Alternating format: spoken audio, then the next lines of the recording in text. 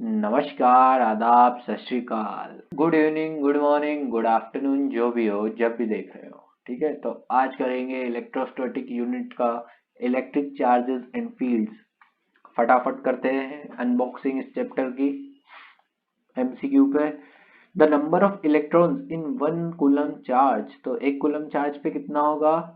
ये इतना होगा 6.25 इंटू 10 to the power 18। अब ये निकालेंगे कैसे? वन कूलाम अपॉन में चार्ज ऑफ इलेक्ट्रॉन लिख देना, तो ये घूम फिर के ये वाला आंसर आ जाएगा। ठीक है, सेकंड वाले पे the most exerted the forces exerted on a point charge by three other respective points charges F1 vector, F2 vector and F3 vector. The total force experience by a point charge कितना होगा? Vectors का सम होगा, है ना। Third वाले पे आते हैं the unit of linear charge density. तो लीनियर चार्ज डेंसिटी क्या होता है? सबसे पहले लीनियर चार्ज, इसको लेमडा से डिनोट करते हैं लीनियर चार्ज डेंसिटी को, is equal to Q by L. तो क्यू बाय एल, ठीक है। और क्यू में यूनिट कौन सी रहती है? कूलाम रहती है, और एल में मीटर रहती है, तो कूलाम पर मीटर, ये रहा कूलाम पर मीटर। फोर्थ वाला the ratio of forces F1 and F2 between the two point charges plus Q and minus Q. Ratio बताना है दो फोर्सेस का दो पॉइंट चार्जेस के बीच में, है ना। तो and in a medium dielectric constant के रिस्पेक्टिवली इज इक्वल टू। देखो, अब एयर में इसका कांस्टेंट कितना होगा? एक minute. The ratio of forces between two point charges and in a medium of dielectric constant K respectively is equal to। इसमें ये वाला आंसर बता रहा है कि K हो सकता है मीडियम का डाइलेक्ट्रिक हो। ये देखो, ये मीडियम का डाइलेक्ट्रिक कांस्टेंट K है, और जब एयर में रखा तब 1 है। इसको ढंग से समझाते नहीं बन रहा है मुझे, बस इसको पढ़ लेना, या फिर आपको समझ में आया तो अच्छी बात है, बाकी मेरे को तो कुछ नहीं आया समझ इसमें। अब फिफ्थ पे करते हैं the intensity of electric field E due to charge Q at distance R. Electric field बतानी है क्यू, ठीक है, इंटेंसिटी ऑफ इलेक्ट्रिक फील्ड बतानी है क्यू की वजह से जब आर डिस्टेंस पे होगा। तो ये क्या होगा? इलेक्ट्रिक फील्ड जो इंटेंसिटी है वो इसके बराबर हो, मतलब कि है ना, इनवर्सली प्रोपोर्शनल होगी डिस्टेंस के। अगर दोनों के बीच में डिस्टेंस बढ़ गई तो है ना, मतलब इलेक्ट्रिक फील्ड की जो इंटेंसिटी है वो कम हो जाएगी, और दोनों पास पास में रहेंगे ना तो एक दूसरे पर ज्यादा इफेक्ट डालेंगे। ठीक है, तो ये इसमें फॉर्मूला भी आता है ना कि E इज इक्वल टू के क्यू वन क्यू टू, नहीं, के क्यू बाय आर स्क्वायर। तो वही है, वही चिपका देना कि उसमें इनवर्सली प्रोपोर्शनल आर के होता है, आर स्क्वायर के inversely proportional. Sixth, the torque of an electric dipole P placed in an electric field E is। अब टॉर्क क्या होगा? ये होगा P इंटू ई। टॉर्क क्या होगा? इलेक्ट्रिक डाइपोल और इलेक्ट्रिक फील्ड का क्रॉस मल्टीप्लीकेशन होगा। ठीक है, अब seventh, the potential energy of an electric dipole P placed in N uniform electric field is. अब पोटेंशियल एनर्जी, डाइपोल की पोटेंशियल एनर्जी बतानी है जो कि डाइपोल एक यूनिफॉर्म इलेक्ट्रिक फील्ड में रखा हुआ है। तो इसका फॉर्मूला ही होता है P minus PE cos theta. ये अभी नहीं पता है ना, तो आगे पता चल जाएगा, आगे मतलब डेरिवेशंस आएगी क्वेश्चंस में, इसलिए अभी एमसीक्यू तो ऐसे ही कर लो फटाफट। डाइलेक्ट्रिक कांस्टेंट ऑफ एयर, ये देखो 1। डाइलेक्ट्रिक कांस्टेंट ऑफ एयर, ये यहाँ पे आया था ना कि अगर एयर में रखेंगे तो 1, और किसी मीडियम में रखेंगे तो K। तो इसका रेशो बताना था, तो K रेशो 1 हो गया। बाकी इसको मेरे हिसाब से 1 रेशो K करना था, ये वाला आना चाहिए था, क्योंकि इन्होंने रिस्पेक्टिवली करा है, पर पता नहीं अब ये वाला टिक कर दिया। ठीक है, उनकी मर्जी। 9th, electric field intensity inside a charge conducting hollow sphere. इसमें क्या बता रहा? होलो बता रहा है। होलो स्फीयर मतलब खोखला, सिर्फ मतलब कि लेयर प्रेजेंट है, अंदर खाली है। तो इसके अंदर इलेक्ट्रिक फील्ड क्या होगी? जब मीडियम ही नहीं है, खाली है, तो इलेक्ट्रिक फील्ड कुछ भी नहीं होगी, तो जीरो एट ऑल पॉइंट्स अंदर की साइड। इलेक्ट्रिक फील्ड सिर्फ कहाँ पे होगी? सरफेस पर होगी, होलो सिलेंड्रिकल कंडक्टिंग स्फीयर पे। ठीक, अब 10th, a charge Q is kept inside a cubical box. ठीक है, क्यूबिकल बॉक्स में रखा है। The total electric flux coming out of a surface of a cube, एक सरफेस में से कितना ये आ रहा है फ्लक्स। पहले तो ये डब्बा बना लेते हैं क्यूब, है ना। इसके अंदर से अब है ना, यहाँ पे अगर मतलब कि इलेक्ट्रिक फील्ड है, अगर चार्ज रखा है तो ये चारों मतलब कि 6 साइड है ना क्यूब की, 6 साइड से ये देखो, ये एक ऊपर, एक ये पीछे की साइड, ये एक साइड से, एक ये नीचे और एक ये इधर, है ना। 6 साइड हो गई है। तो इसमें से बता रहा है कि एक सरफेस में से कितना फ्लक्स निकलेगा। तो सिंपल सी बात है, फ्लक्स का फॉर्मूला क्या होता है? फ्लक्स का फॉर्मूला होता है क्यू बाय एप्सिलॉन नॉट। ये कहाँ से आया है? ये गॉस लॉ का फॉर्मूला है। गॉस लॉ का मतलब यही है, डेरिवेशन दी है गॉस लॉ से मिलती है। ठीक, तो ये है। और इसमें एक सरफेस का बताना है, तो कितनी सरफेस है? टोटल 6 सरफेस है। अगर है ना एक सरफेस की निकालना है तो किससे क्या करना पड़ेगा? 6 से डिवाइड करना पड़ेगा। तो बस ये आ गया है फ्लक्स निकल के कि Q बाय 6 एप्सिलॉन नॉट। ये होगा एक सरफेस का फ्लक्स जब अंदर चार्ज Q रखा रहेगा। अब 11th, the electric field intensity at distance r from a charged plane sheet with surface density, इसको क्या बोलते हैं? सिग्मा बोलते हैं। हाँ, याद आया, सिग्मा ही बोलते हैं ना। चलो सिग्मा ही बोल देते हैं। For a charge plane sheet with surface density, density sigma दे रखी है। ठीक है, तो electric field intensity r distance पर इलेक्ट्रिक फील्ड निकालनी है। तो क्या होगा? ये होगा, क्योंकि फॉर्मूला ही होता है कि जब एक यूनिफॉर्म शीट दे रखी हो अपने को, वो भी है ना, कहा था charge surface density charge plane sheet हो, तो उससे किसी भी पॉइंट पर करोगे तो उससे यही आएगा, epsilon naught by 2 sigma by 2 epsilon naught. ये आगे पता चल जाएगा, अभी बस इसको याद रख लो, या फिर चैप्टर पढ़ा होगा तो आपको अच्छे से पता ही होगा कि ये कहाँ से आया है। ठीक है, उसके बारे में बाद में बात करेंगे। अब 12th, a force F is acting between 2 points charges plus Q and minus Q placed at distance R। अब a force is acting between 2 point charges। ठीक है, ये 2 point charges बना दिए, इसके बीच में कुछ फोर्स लग रहा है आपस में, ये इसको प्लस क्यू मान लो, इसको माइनस क्यू मान लो, और डिस्टेंस बन गई R। इनके बीच की डिस्टेंस को R बोल देते हैं। If one charge is fixed and other revolves around it in a circle of radius r, ठीक है, ये अगर है ना, समझ लो कि इसको अपन ने ऐसा घुमाया, इसको सेंटर मान के, इसको, तो इसमें क्या होगा? Around it in a circle radius r, then work done will be, तो वर्क डन कितना होगा? अगर ये यहीं पर घूमता रहा, यहीं पर घूमता रहा, तो वर्क डन 0 होगा। क्यों 0 होगा? क्योंकि डिस्प्लेसमेंट तो कुछ भी नहीं हुआ, ये घूम के वापस यहीं पे आना है वापस, तो डिस्प्लेसमेंट 0 है ना, तो इसलिए वर्क डन भी 0 होगा। क्योंकि वर्क डन का फॉर्मूला ही होता है फोर्स इनटू डिस्प्लेसमेंट, तो फोर्स अगर डिस्प्लेसमेंट 0 होगी तो वर्क डन भी तो 0 होगा ना, इसलिए। अब 13th वाला, unit of electric dipole movement is, unit बतानी इलेक्ट्रिक डाइपोल मूवमेंट की, तो ये होती है कूलाम इनटू मीटर। और इसका फॉर्मूला क्या होता है इलेक्ट्रिक डाइपोल का? ये P से रिप्रेजेंट करते हैं, और इसका फॉर्मूला होता है Q इंटू 2L।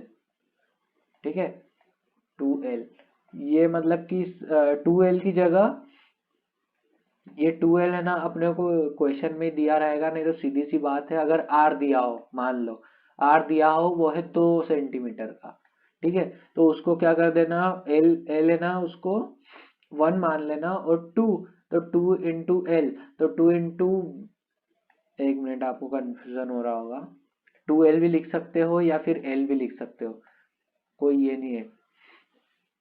2L में क्या होगा कि इसको बीच में से तोड़ना पड़ेगा, और L सिर्फ लिखोगे ना तो ये जितनी डिस्टेंस दे रखी है उतनी पूरी लिख देना, समझ गए। तो ये क्या होता है, Q मतलब कूलाम, यूनिट होती है, और एल मतलब मीटर की यूनिट होती है, तो ये डाइपोल मोमेंट का यूनिट ही निकला ही ना, कूलम इनटू मीटर। ठीक, अब फिल इन द ब्लैंक्स पे आते हैं। टू सिमिलर चार्जेस आया है, ऐसे क्वेश्चन एग्जाम में आया तो मजा ही आ जाए। Two similar charges repel each other. ठीक, the unit of surface charge density. अब इसकी ये बतानी है सरफेस चार्ज डेंसिटी। तो ये सरफेस चार्ज डेंसिटी का ये होता है सिंबल, ये सिग्मा इज इक्वल टू,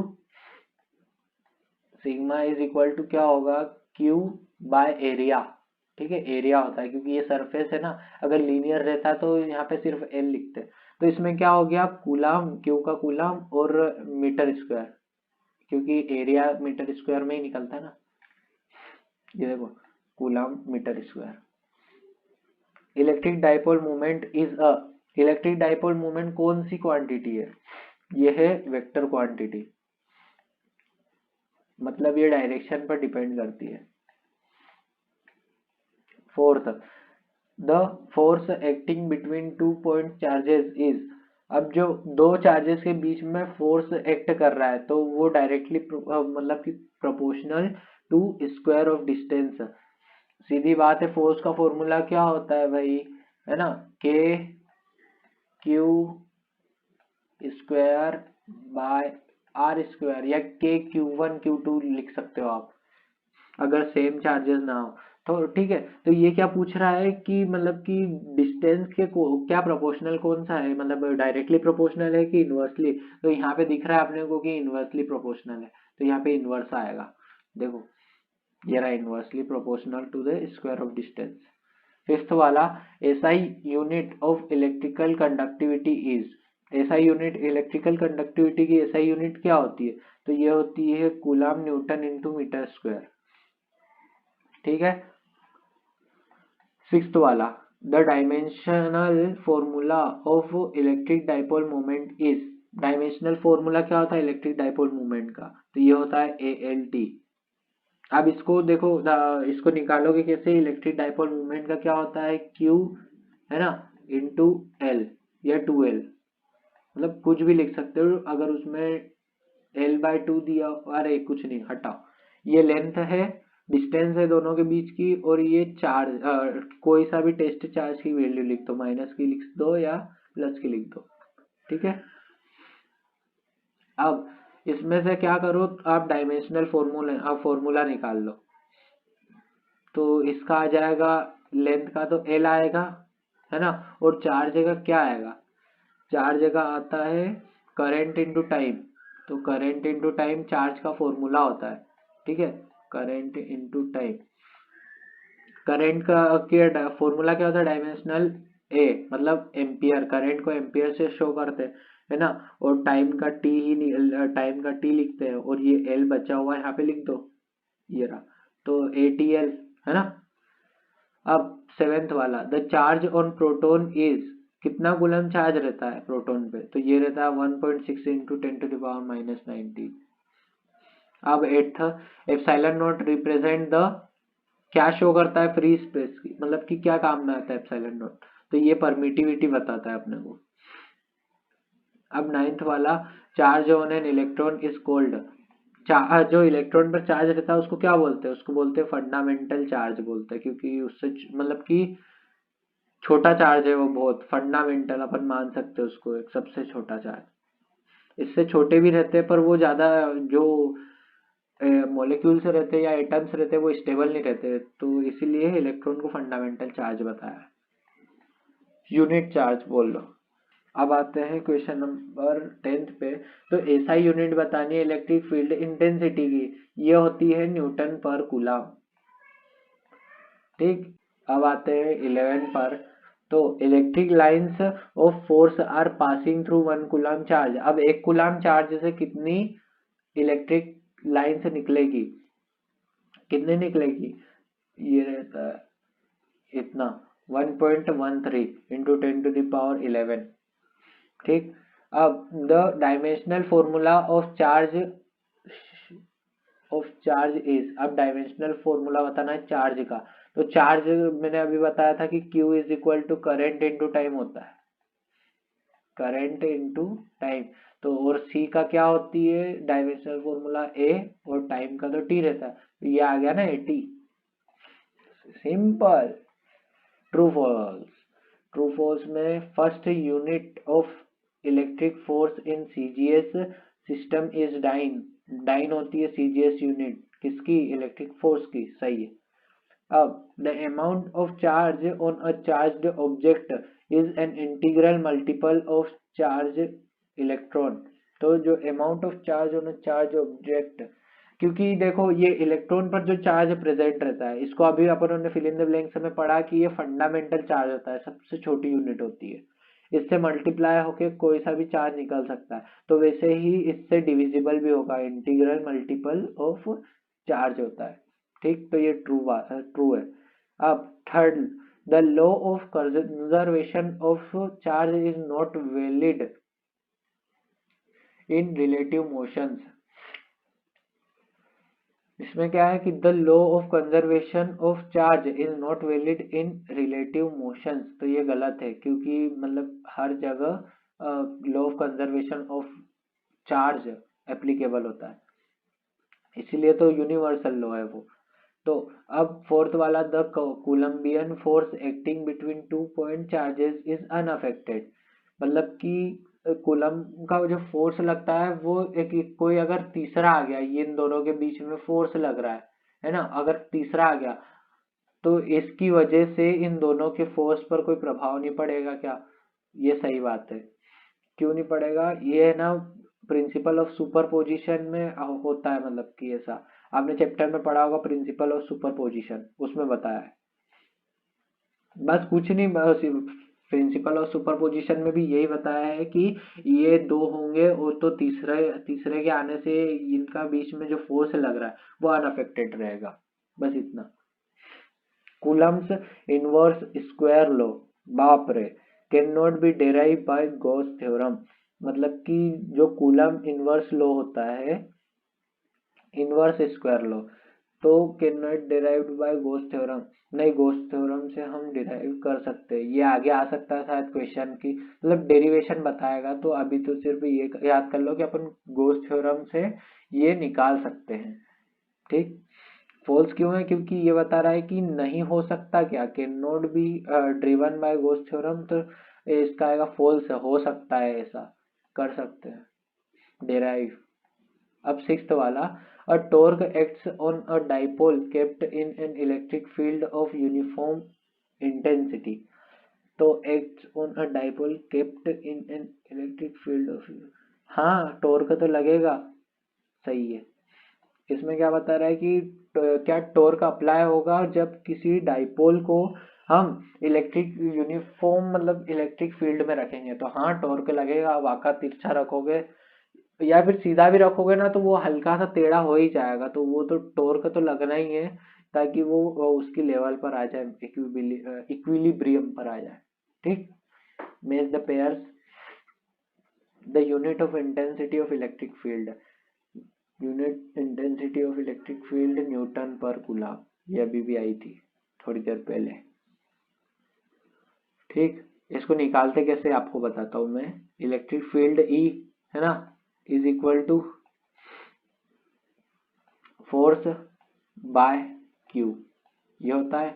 या फिर ऐसा होता है कि q is equal to F E, नहीं F is equal to Q E, q E formula होता है ना, तो उससे हम ये निकाल लिया हमने, E is equal to F by Q, और एफ फोर्स का क्या होता है, न्यूटन होता है, बाय चार्ज क्या होता है, कूलम, तो न्यूटन पर कूलम आ गया। Potential energy of electric dipole, potential energy क्या होगी इलेक्ट्रिक डाइपोल की, ये रही PE minus PE cos theta, है ना। अब unit of moment of torque, अब टॉर्क की मोमेंट की यूनिट क्या होती है, तो न्यूटन मीटर होती है टॉर्क की unit. Quantization of charge, quantization of charge क्या होगा कि charge is equal to this, मतलब कि नंबर ऑफ चार्ज, चार्ज क्या होता है कि number of electrons into charge on electron, तो इससे अपने को मिल जाएगा टोटल चार्ज मिल जाएगा। ठीक है, जो होता है क्वांटाइजेशन ऑफ चार्ज, मतलब एक पैकेट, एक वैल्यू चार्ज की। ठीक, अब इलेक्ट्रिक डाइपोल मोमेंट, ये क्या होता है? इलेक्ट्रिक डाइपोल मोमेंट क्या पिक्चर है कि इज इक्वल टू में है Q इंटू एल, एल मतलब लेंथ डाइपोल में। तो ये क्या होगी इसकी यूनिट, मतलब कूलाम इंटू मीटर, तो ये रही कूलाम इंटू मीटर। ठीक, अब value of electric field inside the conductor, conductor के अंदर इलेक्ट्रिक फील्ड की वैल्यू क्या होगी, तो ये होगी 0, क्योंकि जो चार्ज प्रेजेंट है वो तो सिर्फ सरफेस पर प्रेजेंट रहेगा ना, यहाँ पे ऐसा ऐसा ऐसा ऐसा ऐसा, नेगेटिव चार्ज वाला बना रहा हूं मैं, तो सरफेस पर रहेगा, अंदर 0 रहेगा। ठीक है, अब answer in one word sentence, what is SI unit of electric dipole moment. कितनी बार पूछोगे कि एसआई यूनिट क्या होती है, ये कूलाम पर मीटर, कूलाम मीटर होती है। ठीक है, फॉर्मूला याद कर लो, आपको सब यूनिट सब पता चल जाएगी। Second, what will be the electric field inside the charge metallic conductor, conductor के अंदर क्या होगी भाई, 0 होगी। ये भी याद कर लेना कि अंदर इलेक्ट्रिक फील्ड मेटालिक कंडक्टर के अंदर क्या होगी, 0 होगी। Does the force acting between two point charges depend upon the electric conductivity of the medium। इसमें क्या पूछ रहा है कि फोर्स एक्टिंग बिटवीन, अब ये पूछ रहा है charges depend upon the electric conductivity of the medium. हाँ, जितना ज्यादा चार्ज कंडक्ट करेगा एक मटेरियल, मतलब कि किसी की कम कंडक्टिविटी है, ठीक है, कम कंडक्टिविटी का मतलब ये कम चार्ज रखेगा, तो इस मतलब कि ये कम फोर्स लगाएगा। ठीक है, ये फोर्स भी कम लगेगा। पर अगर ये हाईली कंडक्टिव है तो इसमें ज्यादा चार्ज समाने की क्षमता है ना, और ये उतना ही ज्यादा फोर्स लगाएगा। बस यही बताया है कि फोर्स एक्टिंग बिटवीन, तो कंडक्टिविटी पर फोर्स डिपेंड करता है। अगर ये फोर्स घटेगा तो फोर्स भी घटेगा, और कंडक्टिविटी बढ़ेगी तो फोर्स भी बढ़ेगा। ठीक, तो yes it depends. Name the physical quantity whose SI unit is coulomb per metre cube. तो ये होता है volume charge density. Volume charge density का यही फॉर्मूला होता है, मतलब सीधी बात है कि इसका जो रहता है ना, इसका फॉर्मूला भी होता है क्यू बाय वॉल्यूम। तो हो गया ना वो कि क्यू का कूलाम पर वॉल्यूम का यूनिट क्या होता है, मीटर क्यूब, तो ये आ गया मीटर क्यूब। ठीक, what is the value of specific charge of an electron.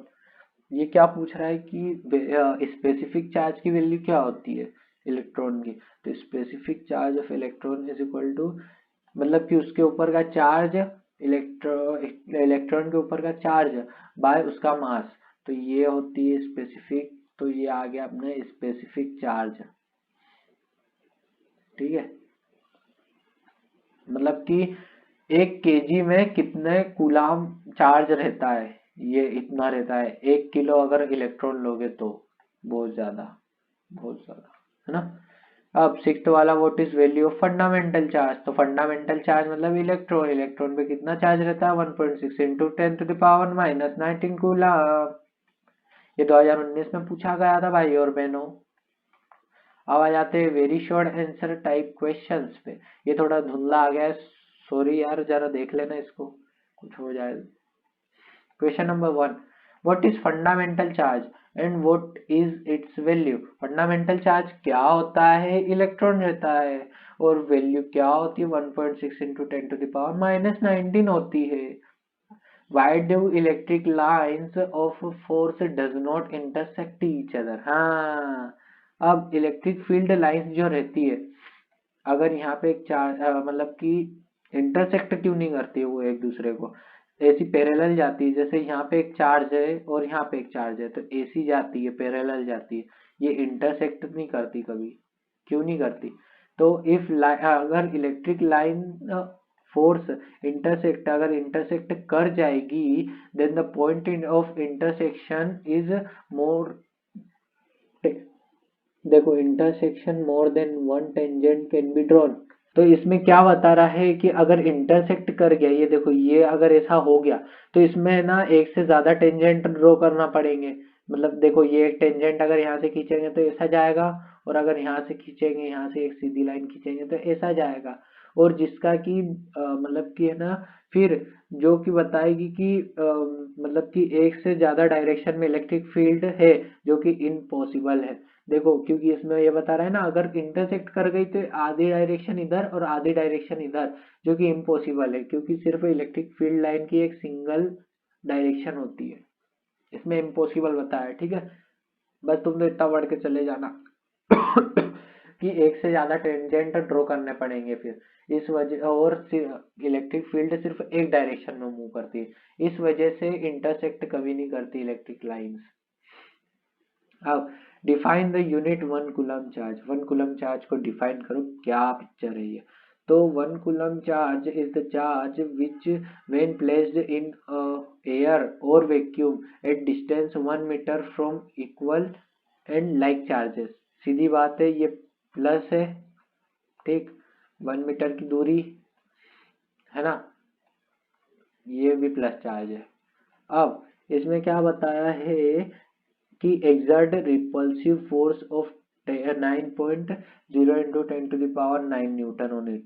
तो मतलब कि अगर 1 कूलम का चार्ज, ठीक, तो इसमें 1 कूलम का चार्ज है, इसमें भी 1 कूलम का चार्ज है, तो ये कितना फोर्स एक्सर्ट करेगा, तो ये इतना करेगा, मतलब 9.0 into 10⁻⁹। क्या बताना चाह रहे हैं ये, तो अगर हम फोर्स का फॉर्मूला ले लें, ये फोर्स का क्या होता है formula, k Q square by r square, सही है। अब इसमें क्या बताया है कि कूलम, 1 कूलम का बताना है, तो एफ इज इक्वल टू, है ना, के इंटू 1 का स्क्वायर 1 होगा, 1 स्क्वायर लिख दो, बाय, और आर, आर की वैल्यू कितनी बताई है इन्होंने, आर की वैल्यू रखेंगे हम 1 मीटर, है ना, तो ये रहा 1 मीटर। तो क्या निकल के आएगी, फोर्स इज इक्वल टू के की वैल्यू क्या होती है, के की वैल्यू ये होती है। तो बस यही बताया है कि 1 कूलम किसको बोलते हैं, मतलब कि क्या उसका अस्तित्व है। अगर 1 कूलम चार्ज रखेंगे तो क्या क्या वैल्यू निकल के आएगी, बस वही करना है। अब फोर्थ वाला कि what is meant by direction of electric field, electric field की डायरेक्शन से क्या होता है, मतलब कि क्या मतलब है तुम्हारा, क्या बोलना चाहते हो आप। तो the direction of electric field is the direction of force exerted on a positive test charge in that field। ये डायरेक्शन ये बताती है, जैसे ये ऐसी डायरेक्शन है, ठीक है, और इलेक्ट्रिक फील्ड निकलती कहाँ से, ये प्लस से निकलती है माइनस तक। तो इसमें ये बता रहा है कि इलेक्ट्रिक फील्ड डायरेक्शन बताती है किसको, कि किधर मतलब पॉजिटिव चार्ज पे ये लग रहा है फोर्स। मतलब कि अगर इलेक्ट्रिक फील्ड लाइन ऐसी होगी, है ना, तो ये जो फोर्स लग रहा है पॉजिटिव चार्ज पर वो ऐसा लगेगा, अपोजिट फोर्स लगता है, ठीक है। अब question number 5, what is Gaussian surface, Gaussian surface क्या होती है, एक इमेजिनरी क्लोज्ड सरफेस, इमेजिनरी रहती है, फिजिकल नहीं रहती है, तो विच मे और may not enclosed charge and does not pass through any point charge is called Gaussian surface. सीधी बात है कि अगर इमेजिन कर लो कि यहाँ पे एक टेस्ट चार्ज है, तो इसमें क्या बताया है कि गॉसियन सरफेस कभी भी इसके ऊपर से नहीं निकलेगी, इसमें ऐसा बताया रखा है। किधर से निकलेगी, अगर एक यहाँ पे मतलब चार्ज है तो इसके बीच में से निकले, मतलब कि इसकी सरफेस पे से नहीं निकलती है गॉसियन सरफेस, और ये हर तरफ से पैक रहती है, मतलब इनक्लोज्ड रहती है, ये 3D में रहती है, समझ गए, ये बस यही गॉसियन सरफेस होती है। अब question number 6, if integration E vector dot d s vector is equal to 0, है ना, for a surface what inference is obtained from. मतलब कि ई डी एस किसका फॉर्मूला होता है, अगर ई डॉट डी एस 0 है तो क्या होगा, conclusion for the net charge inside the surface is zero. सीधी सी बात है, यहाँ पर अगर वैल्यू जीरो होगी तो यहाँ पर भी वैल्यू जीरो होगी, ठीक है। और कैसे जीरो होगी, क्योंकि देखो ds मतलब कि डिस्टेंस तो जीरो हो नहीं सकती, मतलब मिनिमम आ ही जाएगी। तो इसमें जीरो क्या हुआ होगा, जीरो हुआ होगा इलेक्ट्रिक फील्ड। तो इलेक्ट्रिक फील्ड जीरो होगी तो नेट चार्ज भी जीरो ही होगा ना। तो सरफेस इज मतलब कि inside the surface net charge is zero, ठीक है। अब आते हैं शॉर्ट आंसर टाइप क्वेश्चंस पे। तो what do you understand by quantization, quantization of charge से क्या मतलब है, और व्हाट इज फंडामेंटल चार्ज। अरे ये फंडामेंटल चार्ज बार बार पूछ रहे हैं तो फिर भी बता देते हैं। Quantization of charge, we know that each substance is made up of atoms, सारी चीजें एटम की बनी हुई है। तो this is nucleus at the center of each atom in which there are electrons revolve in various circular orbits around the nucleus। अभी पहले पढ़ लें तो फिर बताता हूँ आपको कि an electron has the negative charge equal to positive charge on a proton। The total number of electrons in an atom is equal to the total number of protons present in its nucleus। Thus the atom is electrically neutral। अब देखो इतने में क्या बताया इसने कि जो भाई एटम रहता है, एटम के सभी एटम्स के अंदर मतलब कि इलेक्ट्रॉन्स रहते हैं, है ना, और प्रोटॉन्स रहते हैं। मतलब ये अंदर की साइड रहते हैं न्यूक्लियस के पास प्रोटॉन्स, और ये न्यूक्लियस रहता है। और जो इलेक्ट्रॉन्स रहते हैं वो बाहर की साइड मतलब कि ऑर्बिट्स में प्रेजेंट रहते हैं। अभी तक इतना समझाया है। एक मिनट, ये इलेक्ट्रॉन्स को बाहर कर देते हैं, चलो निकलो। हाँ, अब ये क्या है कि व्हेन इलेक्ट्रॉन मूव्स, कहाँ गया मेरा एरो, ये रहा। अब when electron move from one substance to another substance, the first substance become positively charged, है ना, due to deficiency। अब क्या होगा जब एक यहाँ पर ये लाएंगे तो ये अगर इलेक्ट्रॉन इस पर चले जाता है, कुछ भी अगर मान लो कि कुछ पॉजिटिव चार्ज है तो ये इलेक्ट्रॉन उठ के इधर चले गया, तो ये क्या हो जाएगी, पॉजिटिवली चार्ज हो जाएगा। क्यों पॉजिटिवली चार्ज हो जाएगा, क्योंकि जो नंबर थे इलेक्ट्रॉन्स कितने, 1 2 3 4 और 5 थे, है ना। तो इसमें प्रोटॉन्स भी 5 होंगे, तभी तो वो स्टेबल रहता है या न्यूट्रल रहता है। अब अगर एक इलेक्ट्रॉन इधर चले जाएगा तो ये एक पॉजिटिव चार्ज इस पे बढ़ जाएगा, ठीक है। तो ये ना पॉजिटिव चीज चार्ज भारी पड़ेगा इलेक्ट्रॉन्स पर, तो ये पॉजिटिव चार्ज बन जाएगा। इस पे भी वही बताया, due to deficiency of electrons. अब the substance which gains electron become negatively charge. अब ये हो जाएगा भाई नेगेटिवली चार्ज, क्योंकि पहले तो इनका अच्छा घर बसा हुआ था, पर ये नेगेटिव ने आके पूरा नेगेटिव माहौल कर दिया, ठीक है। तो due to excess of electrons, बस ये कि इसके ऊपर ज्यादा इलेक्ट्रॉन्स हो गया, एक ज्यादा इलेक्ट्रॉन हो गया तो ये नेगेटिवली चार्ज हो गया। तो अ सब्सटेंस गेन्स और lose electrons in whole number like 1 2 3 and not as 0.5 1.5 2.5। इसमें सीधी सी बात क्या बताई है इन्होंने कि क्वांटाइजेशन ऑफ चार्ज एक पर्टिकुलर अमाउंट में प्रेजेंट होता है। जैसे एक इलेक्ट्रॉन मान लो या एक मतलब कि चार्ज मान लो इलेक्ट्रॉन, ठीक है। कभी भी आधा इलेक्ट्रॉन का चार्ज नहीं मिलता, पूरा अक्खा मिलता है, मतलब एक मिलता है। तो ये सिर्फ होल नंबर के रेशियो में आएगा। बस इतना बताया कि क्वांटाइजेशन मतलब कि डेसिमल नहीं आएगा या कुछ भी आधा दूधा कुछ नहीं, सिर्फ एक वर्ण आएगा, 1 इलेक्ट्रॉन 2 इलेक्ट्रॉन। कभी ये नहीं बोलते अपन कि 2.5 इलेक्ट्रॉन आ गए एटम के पास या इतने आ गए। बस वही है क्वांटाइजेशन ऑफ चार्ज, सीधी सी बात। क्वांटाइजेशन ऑफ चार्ज कोई पूछे बोले 1 2 3 बस बोल देना। In nature, charge always occurs in integral multiple of definite minimum value। अब in nature charge always occur in integral multiple of a definite minimum value, this is called quantization of charge। minimum value क्या बोल सकते हैं अपन, minimum value को बोल सकते हैं 1। 1 से मिनिमम फिर 0 हो जाएगी, तो 0 का मतलब ही क्या रहेगा, अगर 0 चार्ज रहा तो 0 बोलने से कोई मतलब ही नहीं है, सीधा ही बोल देंगे कोई चार्ज नहीं। पर सबसे मिनिमम वैल्यू क्या होगी, 1 होगी, कि भाई 1 इलेक्ट्रॉन प्रेजेंट इसके पास। कभी ये नहीं बोलेंगे ना कि आधा इलेक्ट्रॉन प्रेजेंट है, बस वही। अब फंडामेंटल चार्ज ये पूछा था, ये भी बता दे भाई और बहनों को। तो the charge on an electron is called,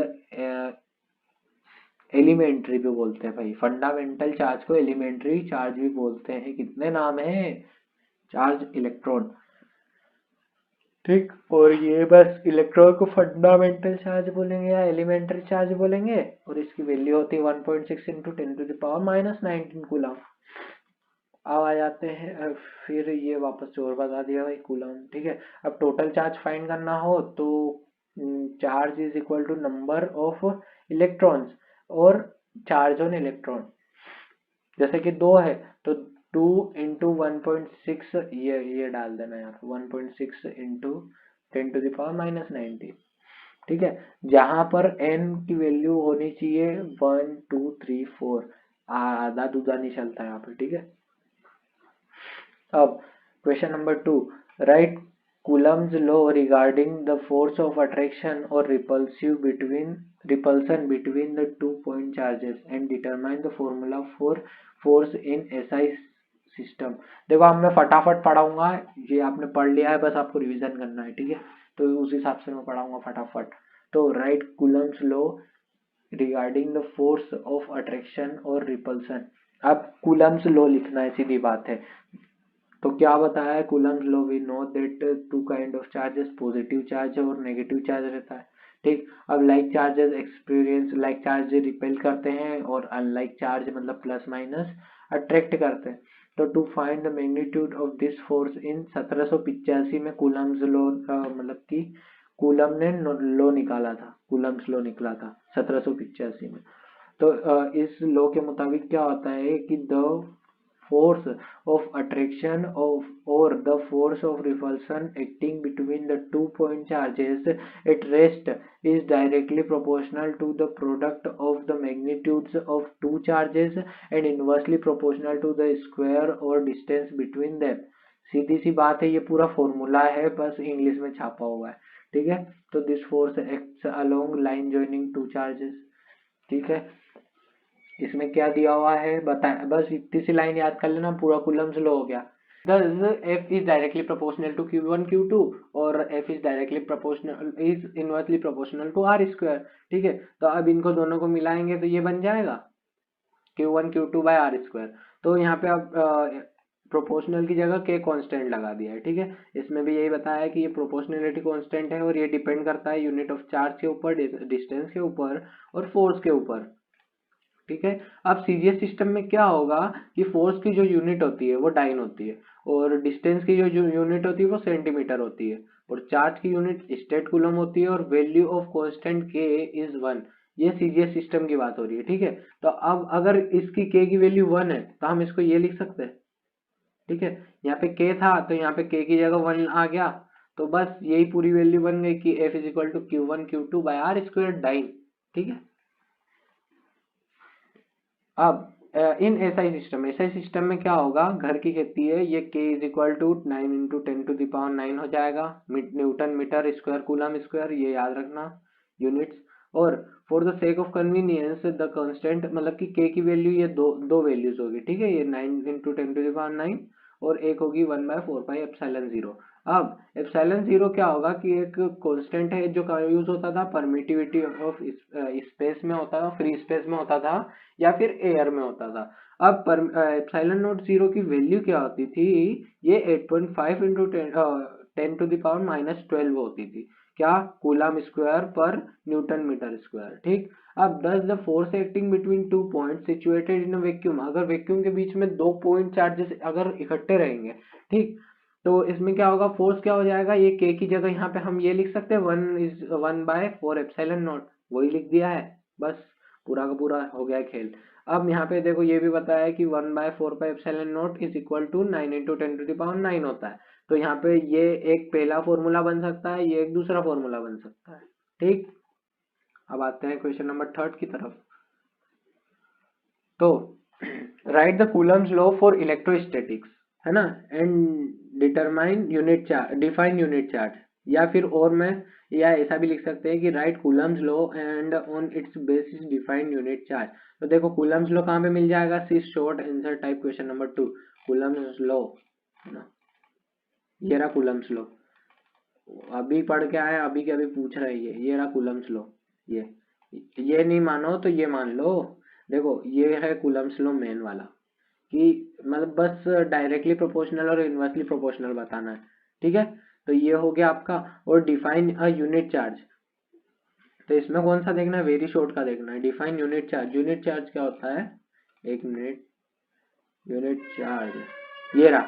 define unit charge 1 coulomb charge, ये देखो। तो यूनिट 1 कूलम, यूनिट मतलब 1 कूलम चार्ज होता है, यूनिट मतलब सिंगल यूनिट, सिंगल यूनिट वाले 1 यूनिट चार्ज। तो ये क्या होता है, इसका मतलब क्या होगा कि जब हम वैक्यूम में, है ना, 1 मीटर की डिस्टेंस पे दो इक्वल और लाइक चार्जेस को अगर रखेंगे तो उनके बीच में रिपल्सिव फोर्स कितना होगा, ये इतना होगा।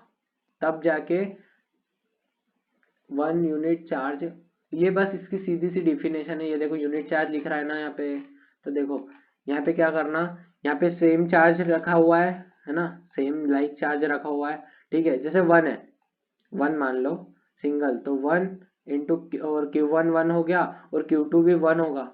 ठीक है, और इसमें आर स्क्वायर क्या दिया हुआ है कि आर स्क्वायर में कौन सा मतलब डिस्टेंस 1 दिए है, 1 का स्क्वायर 1 होता है। ठीक, अब इसमें के का के लिख दो आप ऐसे कैसा, है ना, और एफ का एफ लिख दो।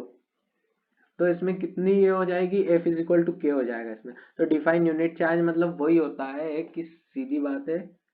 और के की जगह यहाँ पे ये भी लिख सकते हो।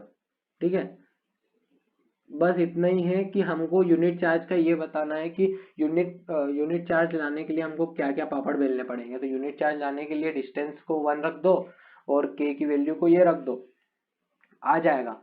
ठीक है, अब question number 4, define electric field intensity, intensity बतानी है। और write its unit and dimensional formula, also explain its physical significance. ठीक, तो अब क्या बतानी है, intensity of electricity electric field at any point defined as the force acting on a unit positive charge placed in that field. अब देखो इसका electric field का मतलब क्या होता है कि ये एक इलेक्ट्रिक फील्ड है, यहाँ के पे अगर टेस्ट चार्ज रखोगे, ये कौन सी तरफ जा रहा है और कितना जा रहा है, बस इसको बोलते हैं इंटेंसिटी ऑफ इलेक्ट्रिक फील्ड। समझ गए, ये है test charge, positive test charge, एकदम छोटा सा। अब इससे पता चलता है कि इलेक्ट्रिक फील्ड किधर जा रही है और कितनी हाई है। अगर हाई होगी तो फटाक से ले जाएगी, अगर स्लो होगी ना तो धीरे से ले जाएगी और थोड़ी दूर तक ले जाएगी। ठीक है, अब if F vector is acting on a positive test charge Q naught, then intensity of electric field at the point is, ये देखो ये फॉर्मूला पढ़ा हुआ है, E is equal to F Q naught, या फिर ये पढ़ा होगा F is equal to Q E, बस ये वही है इलेक्ट्रिक फील्ड इंटेंसिटी, इसको याद कर लेना आपने। ठीक है, अब इट्स यूनिट इज न्यूटन पर coulomb and dimensional formula is MLT-3A-1।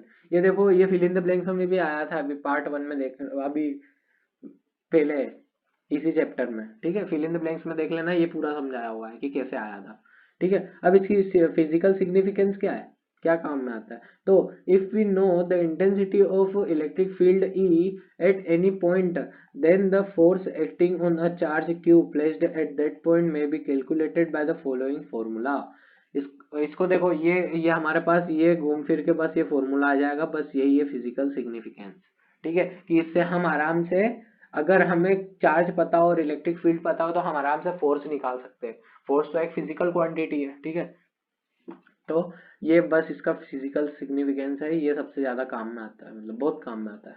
ठीक, अब आते हैं क्वेश्चन नंबर 5। तो डिफाइन इलेक्ट्रिक फ्लक्स, फ्लक्स क्या होता है and write its SI unit, SI unit बतानी है।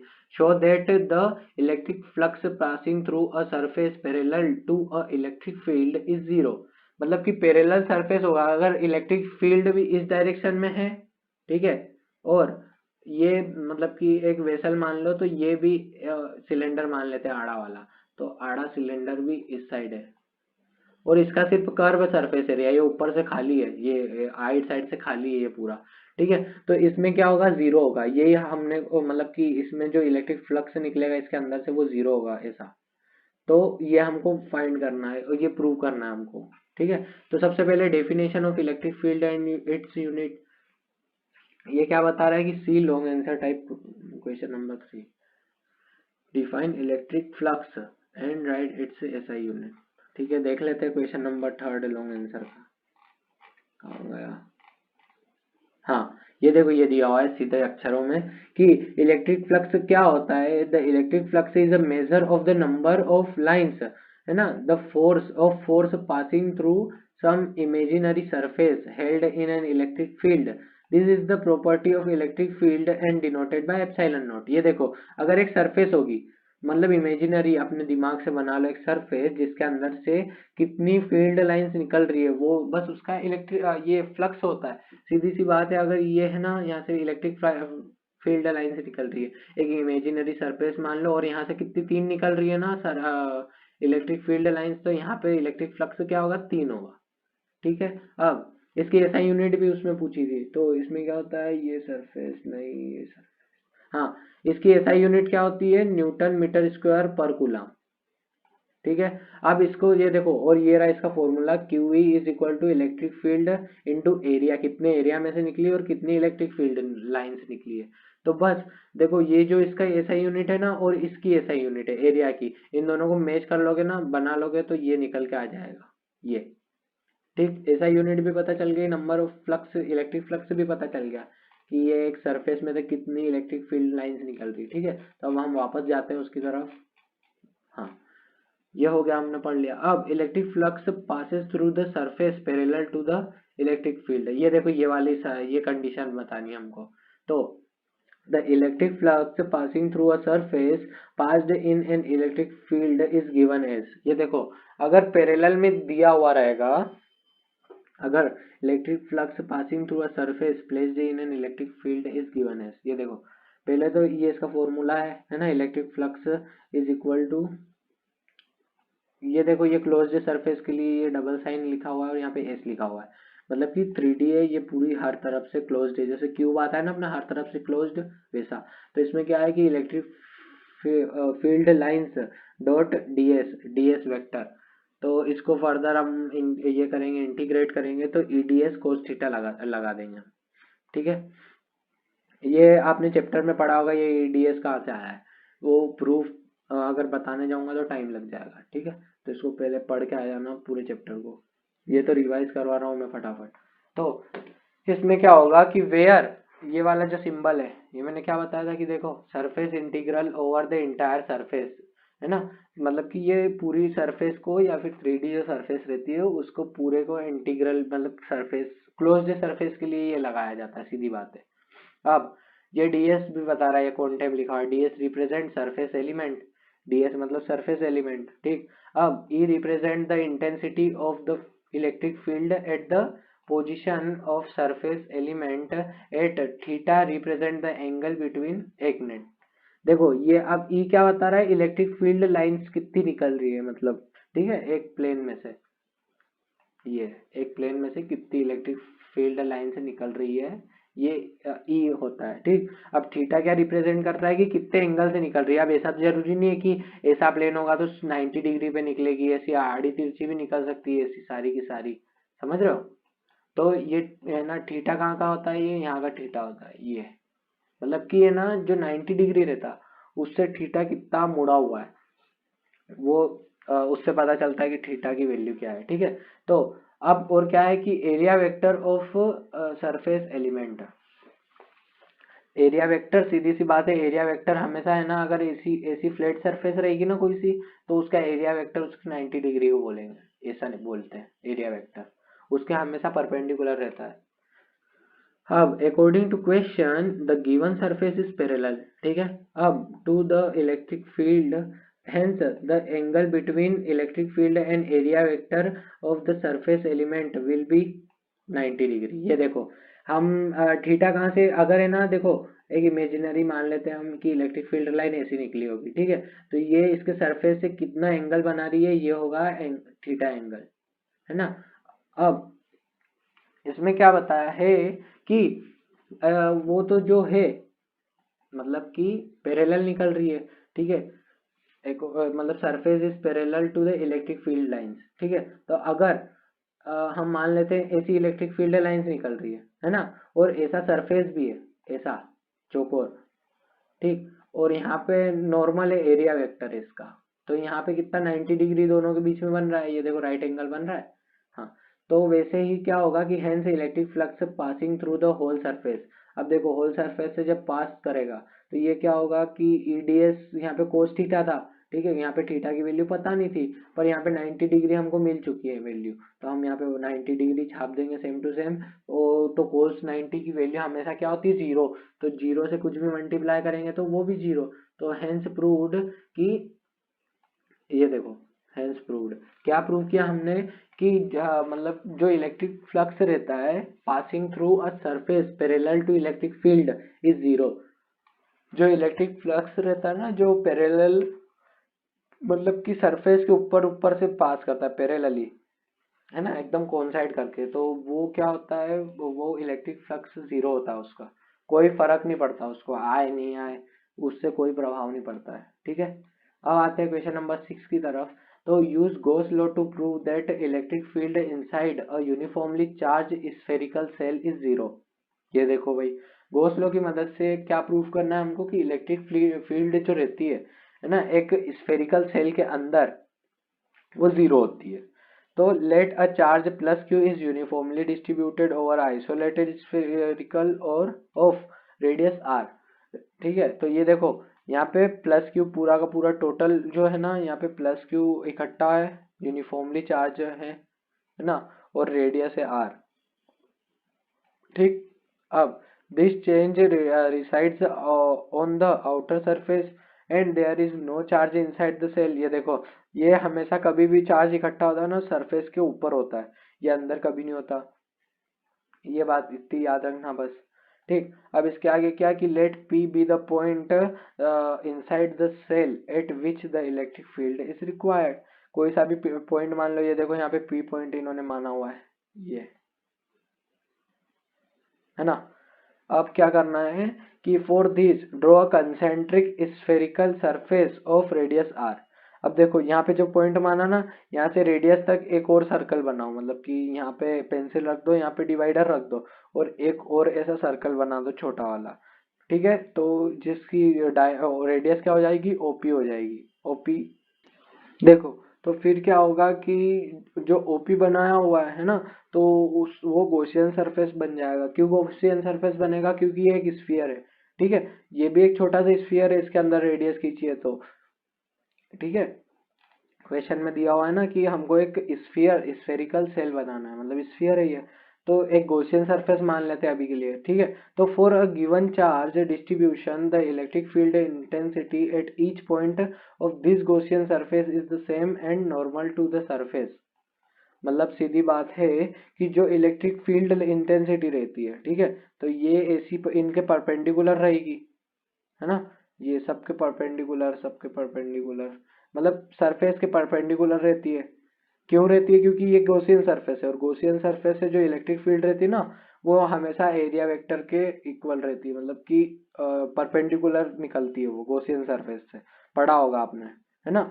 तो क्या होता है कि hence the electric flux linked with Gaussian surface, linked with Gaussian surface is, तो इलेक्ट्रिक फ्लक्स क्या हो जाएगा यहाँ पे कि ऐसा कर करके, देखो ये इलेक्ट्रिक फ्लक्स क्या होगा, ये क्लोज्ड स्फीयर के लिए ये वाला मामला, ठीक। तो ई डॉट डी एस हो जाएगा, तो यहाँ पे ई ये हो जाएगा, और डी एस मतलब कि पूरा एरिया ही निकालना है, मतलब डिस्टेंस, मतलब कि कितनी डिस्टेंस तक ये इसने इलेक्ट्रिक फील्ड निकाली, तो डिस्टेंस निकालेंगे, सीधी बात है, ये थ्री डी है, तो इसका क्यों नाम एरिया निकाल रहे, तो स्फीयर का एरिया क्या होता है, ये होता है 4 पाई r स्क्वायर, ठीक है। तो ऐसा 4 पाई r स्क्वायर इसका एरिया निकल जाएगा।